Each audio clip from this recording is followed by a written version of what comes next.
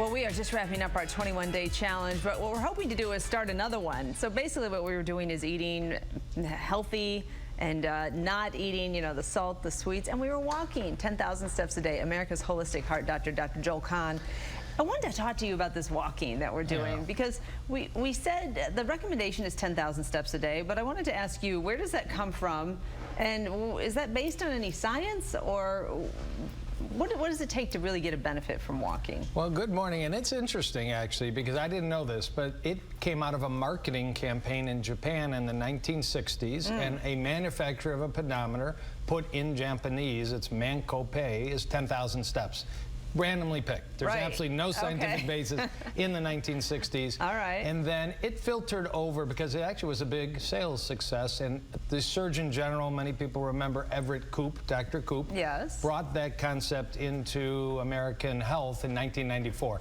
Put it in the guidelines as a goal. Turns out, now there's some science that that's about 5 miles a day. I mean, that'd be a great thing for America to get off their rear and try and walk, if they can, 5 miles a day. I mean, 10,000 steps. It has been shown now to lower your blood pressure, control your weight, lower your blood sugar. So we've got science that that's a goal. But we got lots of other people. You can do more if you physically can. Let's talk about walking, because I was listening to someone on the radio. I was listening to Howard Stern. He said, well, you need to run to lose weight, to get in shape. Walking's not going to do that for you. But I disagree. I feel like if you're walking vigorously, that you can affect your muscle tone and feel a difference in the shape of your body, not just heart health. But it all depends on your goal. If you look at populations that live to old age, 90 to 100 years old, in good health, I mean, they don't have gyms, they have walking paths. Right. And we're talking mainly communities outside the United States, not exclusively, or walking with, the Nordic walking poles, so you get the whole body.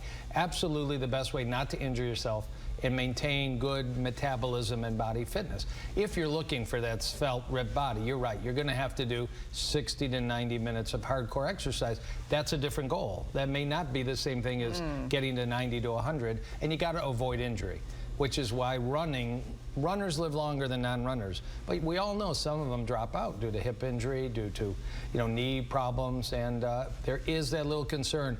The marathoners are a little bit too much on the spectrum. But, we got to go for practical. If we could get this country walking 10,000 steps a day and maybe eating a few fruits and vegetables, we'd have a revolution in health. Now, if people want to do more, God bless those that have the ability and the incentive. So I have found that walking 10,000 steps a day, once you get in the habit of doing it, it becomes quite easy to work into your day. If you plan on it and if you make it a habit, right? Yeah, you're a goal-oriented person, and I think that's the wonderful thing about smartphones and smart devices, and even just a $20 pedometer, it's a goal. How else do you have any idea to monitor? And we know that standing is part of it now. You got to get up 10 minutes an hour. I have a wonderful app on my phone, the Stand app, alarms every hour to say get up for 5 to 10 minutes and gives you an exercise to do.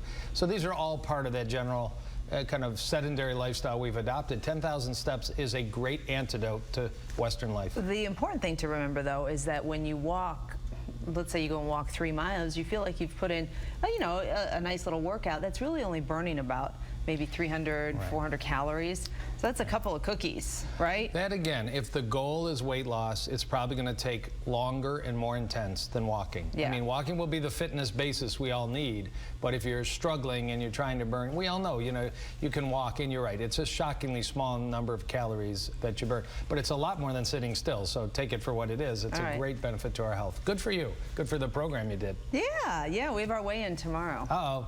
So we'll see how it goes. I think good things. I'm very optimistic. Team Deena versus Team Roop. We'll see who lost the most weight, and then we hope to continue this. Just keep going with it. So. You, Dr. Deena. You're doing good work.